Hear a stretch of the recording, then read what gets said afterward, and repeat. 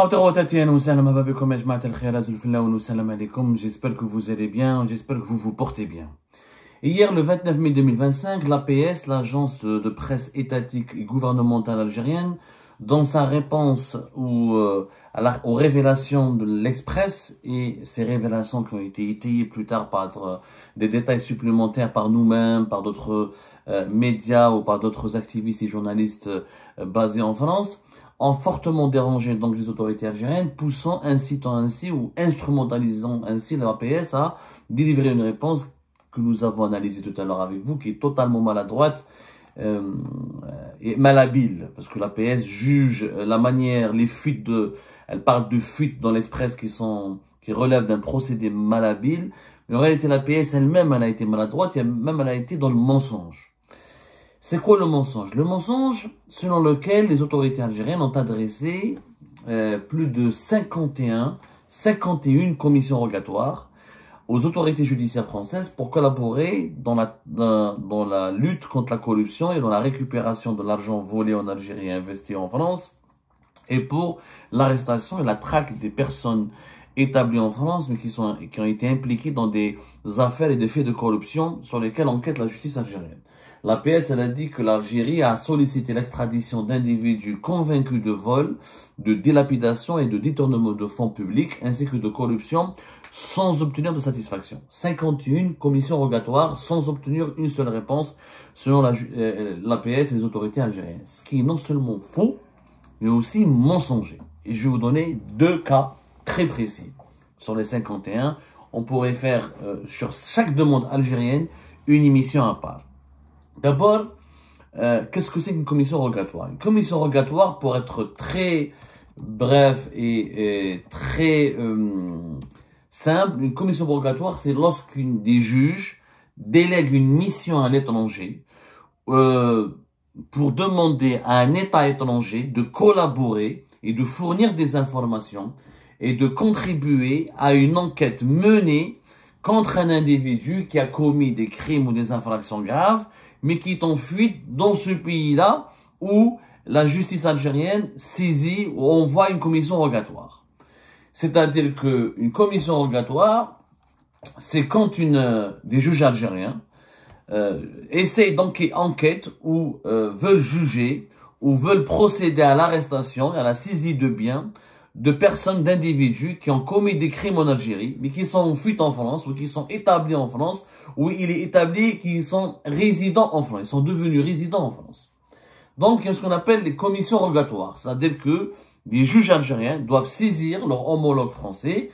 Il y a une procédure à respecter, il y a des exigences du droit, il y a des critères du droit, qui entrent dans le cadre d'ailleurs de conventions bilatérales d'entraide judiciaire entre les deux pays. Et entre l'Algérie et la France, il y a des conventions d'entraide judiciaire qui permettent aux juges algériens de saisir leur homologue français. Et les juges français aussi peuvent, grâce à ces commissions rogatoires, saisir les juges algériens pour travailler ou pour avoir des informations ou pour procéder à des arrestations et l'identification de criminels recherchés par la justice française parce qu'ils ont commis des crimes sur le sol français, mais ils ont fui en Algérie ou ils se sont établis en Algérie. C'est ça ce qu'on appelle l'entraide judiciaire entre l'Algérie et la France, et c'est ça ce qu'on appelle les commissions rogatoires. Il y a d'ailleurs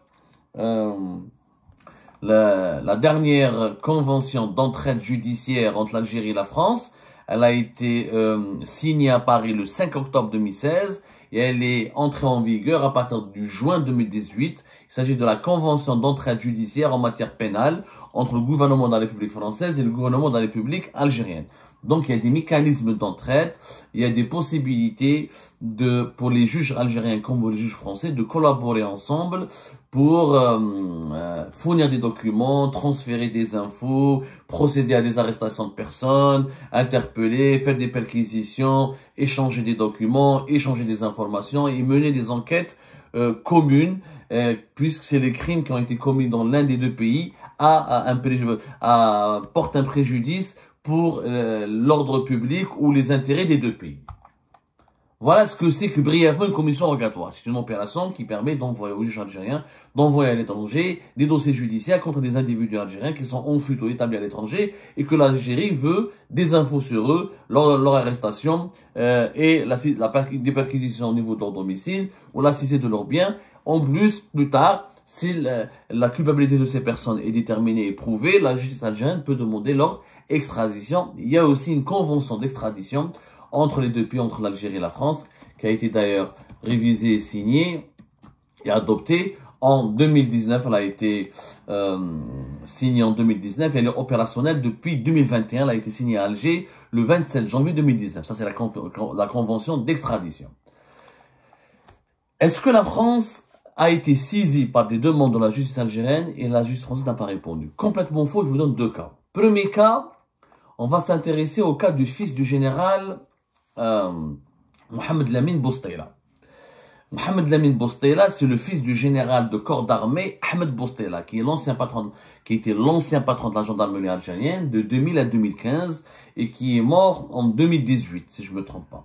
Mohamed Lamine Boustela, c'est son fils et il était non seulement son fils, mais il était un brillant homme d'affaires, un richissime homme d'affaires. Voilà, il est mort le 14 octobre 2018 à Paris d'ailleurs, le défunt général de corps d'armée Ahmed Boustela, l'emblématique ancien patron de la gendarmerie algérienne. Mohamed Lamine Boustela a profité du pouvoir, de la notoriété, de l'influence, des fonctions de son père pour s'enrichir. Et nous avons consacré nous-mêmes à Algérie Part une série d'émissions, mais vraiment une série d'émissions assez longue, plusieurs séries d'émissions sur l'affaire Mohamed Lamine Boustela. Mohamed Lamine Boustela, on lui reproche de s'être enrichi à hauteur de 200 millions d'euros en pratiquement 20 ans, durant tout le règne de son père, durant une quinzaine d'années, notamment dans le domaine de l'importation-export, dans le domaine de l'import-export, la gestion des ports secs, les opérations de dédouanement et les transits via les ports, et dans la pharma, dans l'immobilier, dans les prestations de services, dans les commerces. Il a eu énormément d'activités. Il était l'intermédiaire et le lobbyiste et le rabatteur de pas mal de multinationales. Il s'est énormément enrichi et on lui reproche, au niveau des enquêtes qui sont menées en Algérie, d'avoir accumulé une fortune de l'équivalent de 200 millions de dollars. Il aurait transféré une bonne partie de cette fortune à l'étranger, en Suisse, en France et en Espagne. Et nous, on a parlé de sa fortune et de son empire. On a même donné des détails très très précis sur la fortune considérable de Mohamed Lamine Boustela en Espagne et en France. Vous pouvez retrouver toutes nos émissions là-dessus. On en a fait plusieurs. Une dizaine, pas une dizaine, mais presque 10 émissions. Presque 10 émissions. Donc, on a donné tous les détails. Franchement, on a donné tous les détails. Mohamed Lamine Boustela, effectivement, la France a refusé de l'extrader. Je vous donne la date.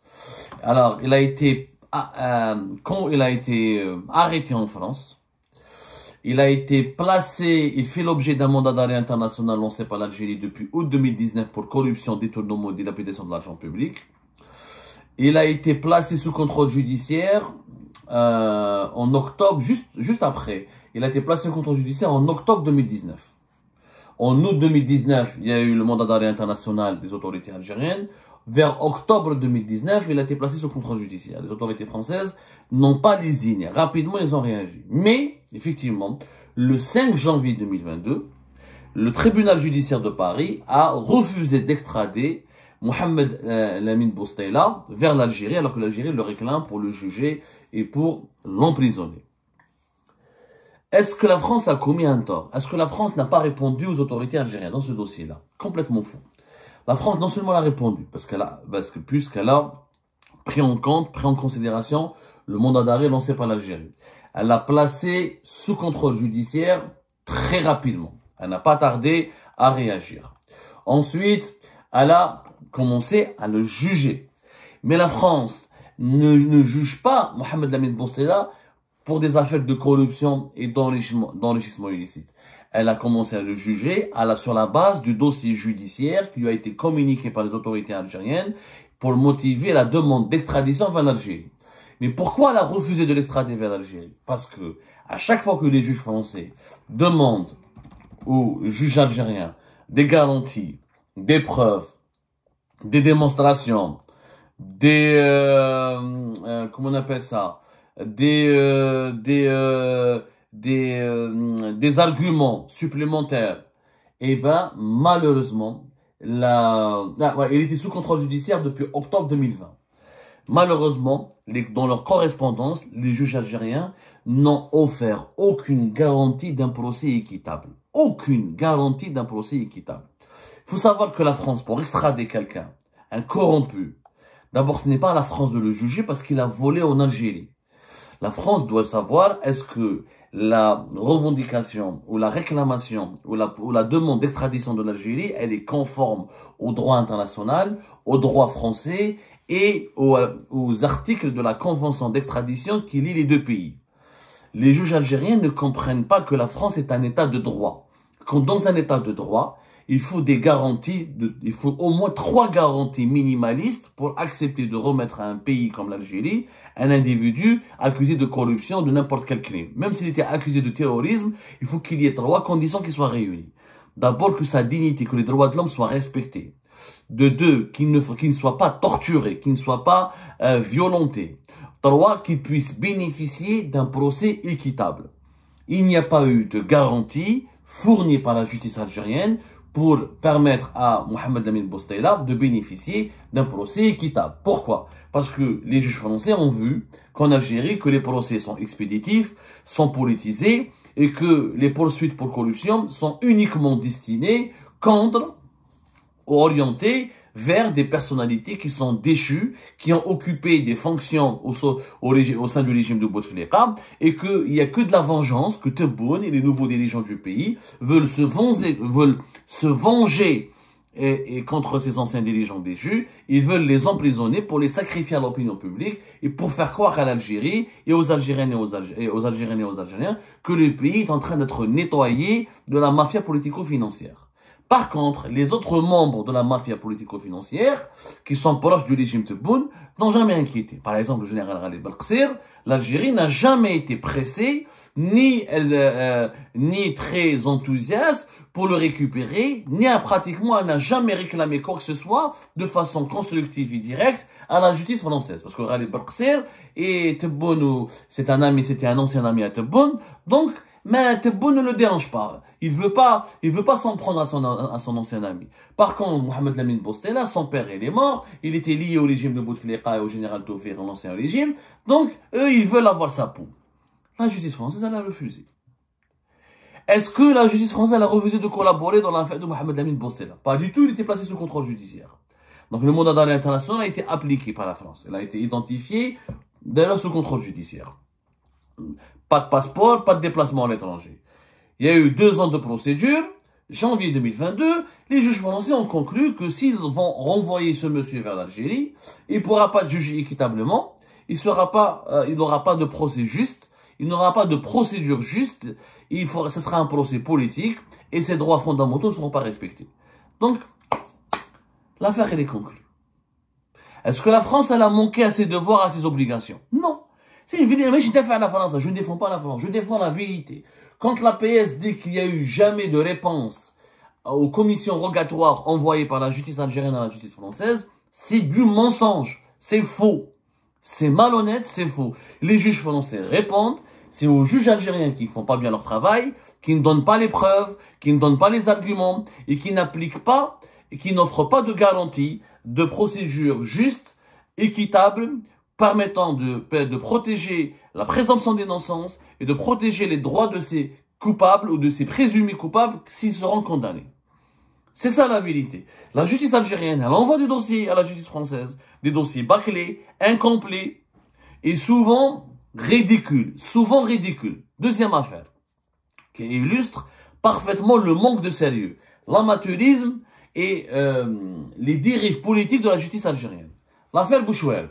La même chose, Abdeslam Bouchouel, ancien ministre du régime de Bouteflika. Très connu, il a fait une longue carrière au Parlement, Il était là le directeur de la campagne, le directeur de communication de la campagne de Abdelaziz Bouteflika, ministre de l'Industrie de 2014 à 2017. On lui reproche tout et n'importe quoi. Et lui, il est fortuné, il a de l'argent. Et on soupçonne que son argent, que sa fortune en France notamment, ait été alimentée par des manœuvres et des opérations de corruption en Algérie. Ok. La justice française ne l'a pas épargné, puisqu'en octobre 2023, en vertu de plusieurs mandats d'arrêt internationaux lancés par les autorités algériennes, les autorités françaises l'ont placé sous contrôle judiciaire. Depuis le 5 octobre 2023, il a été placé sous contrôle judiciaire. Et pas de passeport, on lui a juste laissé le mouvement de se déplacer en France. Comme la France est partie de l'espace Schengen, il aurait pu partir en Europe, mais il était sous contrôle judiciaire, il était amené à signer et à respecter des obligations très précises.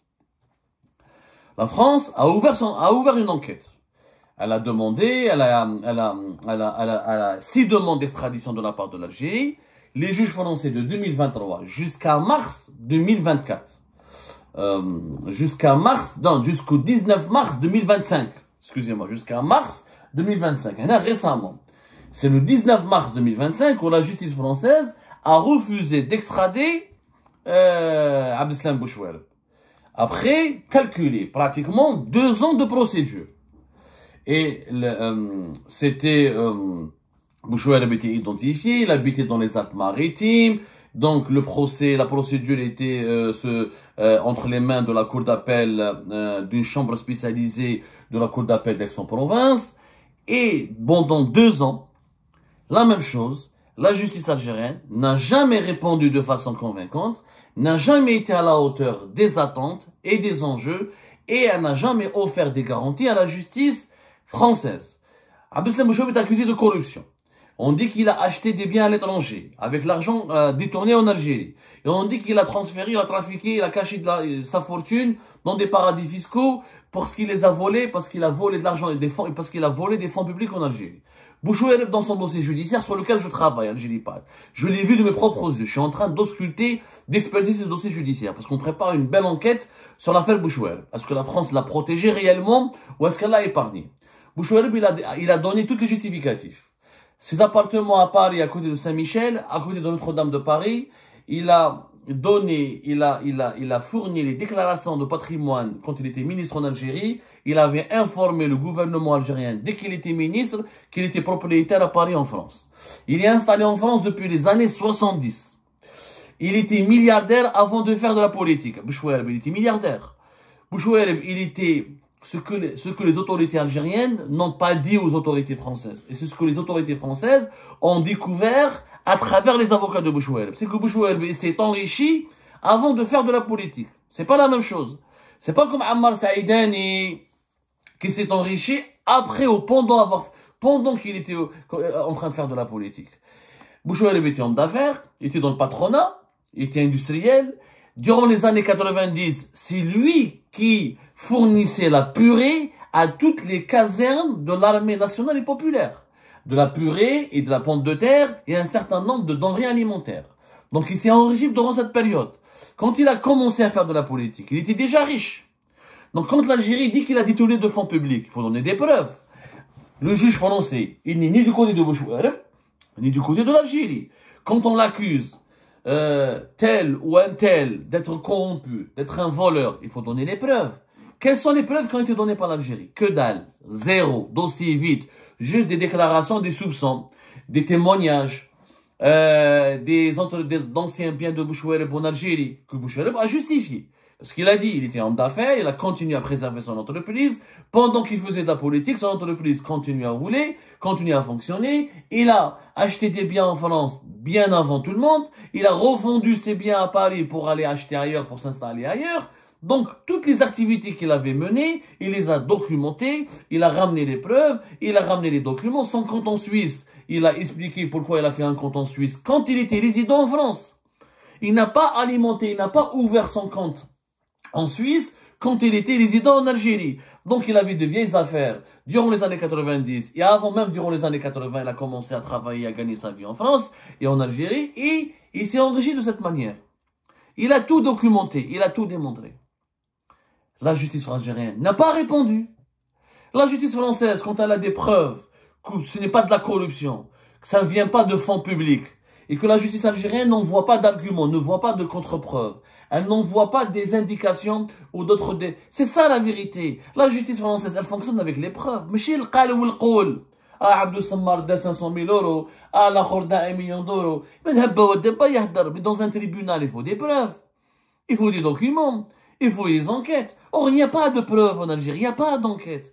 En Algérie, et on prend sur les réseaux sociaux, on prend ce qu'il a comme compte bancaire en Algérie. Il a une villa en Algérie. C'est pas parce qu'un ministre il a une villa que forcément cette villa a été achetée avec de l'argent volé.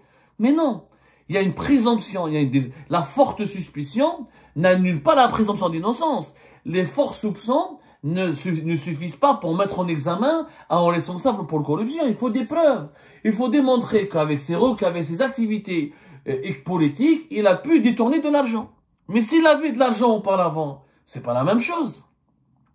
Donc c'est pour ça que la justice française, elle a fini par ne pas extrader Bouchouel vers l'Algérie, parce qu'elle a vu que le dossier était vide, était léger, lui il était malade, très malade, pas de garantie d'un procès équitable, pas de garantie de traitement humain conformément aux exigences de matière de protection des droits de l'homme, et dossier léger, ils l'ont pas extradé. Mais la France n'a pas refusé de collaborer puisqu'elle l'a placé sous contrôle judiciaire. Elle a mis sous enquête pendant 2 ans. Et elle n'a pas cessé de relancer la justice algérienne pour demander des explications et des preuves et des détails. Je défie les juges algériens de nous montrer une seule commission rogatoire à laquelle la justice française n'a pas répondu. Moi, j'ai vu des documents.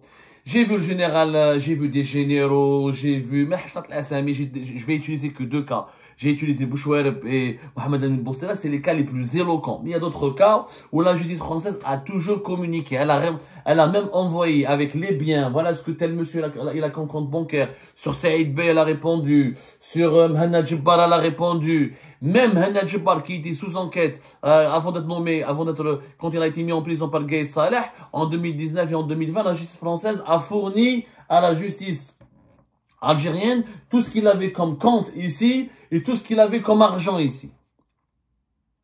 Donc, il faut arrêter. La justice française a toujours répondu. Sauf qu'elle répond en demandant à chaque fois des explications, des preuves, des justifications pour réellement démontrer la culpabilité et pour justifier d'une mise en examen d'un Algérien qui est en fuite à l'étranger, qui est en fuite en France. Un Algérien établi ou en fuite en France reste un être humain. Il bénéficie de la présomption d'innocence. Il doit bénéficier d'un procès équitable. Il doit bénéficier du respect, de la préservation de sa dignité et de la protection de ses droits fondamentaux. Chose que malheureusement les juges algériens ne comprennent pas. Parce que ces droits fondamentaux sont en train de disparaître. Ils n'existent plus dans notre chère et malheureuse Algérie, malheureusement.